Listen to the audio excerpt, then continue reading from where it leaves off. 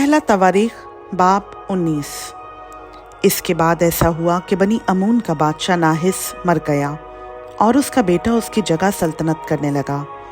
तब दाऊद ने कहा कि मैं नाहिस के बेटे हनून के साथ नेकी करूँगा, क्योंकि उसके बाप ने मेरे साथ नेकी की।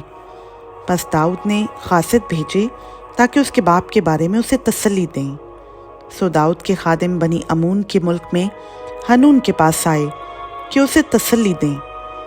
पर बनी अमून के अमीरों ने हनून से कहा, क्या तेरा ख्याल है कि दाऊद तेरे बाप की इज्जत करता है, जो उसने तेरे पास तसल्ली देने वाले भेजे हैं? क्या उसके खादिम तेरे मुल्क का हाल दरियाफ्त करने और उसे तबाह करने और भेद लेने नहीं आए हैं? तब हनून ने दाऊद के खादिमों को पकड़ा और उनकी दाढ़ी मूछें मुंडवाकर उनकी आधी पोशाक उनके सुरीनों तक कटवा डाली और उनको रवाना कर दिया।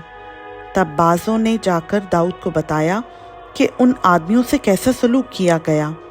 सो उसने उनके इस्तकबाल को लोग भेजे, इसलिए कि वो निहायत शर्माते थे। और बादशाह ने कहा कि जब तक तुम्हारी दाढ़ियाँ ना बढ़ जाएं, यरहू में ठहरे रहो, इसके बाद लौट आना।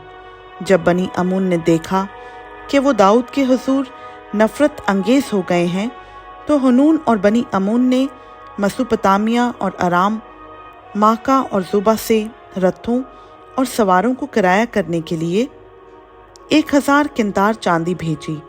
सो उन्होंने 32,000 रथों और माका के बादशाह और उसके लोगों को अपने लिए किराया कर लिया, जो आकर मेदबा के सामने खैमाजन हो गए। और बनी अमून अपने अपने शहर से जमा हुए और लड़ने को आए। जब दाऊद ने यह सुना तो उसने युआब और सूरमाओं के सारे लश्कर को भेजा। तब बनी अमून ने निकलकर शहर के फाटक पर लड़ाई के लिए सफ बांधी, और वो बादशाह जो आए थे सो उनसे अलग मैदान में थे। जब युआब ने देखा कि उसके आगे और पीछे लड़ाई के लिए सफ बंधी है, तो उसने सब इस्राएल के खास लोगों में से आदमी चुन लिए और अरामियों के मुकाबिल उनकी सफ आराई की, और बाकी लोगों को अपने भाई अबीशे के सुपुर्द किया। और उन्होंने बनी अमून के सामने अपनी सफ बांधी। और उसने कहा कि अगर अरामी मुझ पर गालिब आएँ तो तू मेरी कुमक करना, और अगर बनी अमून तुझ पर गालिब आएँ तो मैं तेरी कुमक करूँगा। सो हिम्मत बांधो और आओ, हम अपनी कौम और अपने खुदा के शहरों की खातिर मर्दानगी करें, और खुदावंद जो कुछ उसे भला मालूम हो करे। बस युआब अपने लोगों समेत अरामियों से लड़ने को आगे बढ़ा, और वो उसके सामने से भागे। जब बनी अमून ने अरामियों को भागते देखा, तो वो भी उसके भाई अबीशे के सामने से भागकर शहर में घुस गए। तब युआब यरूशलेम को लौट आया। जब अरामियों ने देखा कि उन्होंने बनी इसराइल से शिकस्त खाई, तो उन्होंने कासिद भेजकर दरियाए फरात के पार के अरामियों को बुलवाया, और हदद अज़र का सिपा सलार सोफक उनका सरदार था। और इसकी खबर दाऊद को मिली।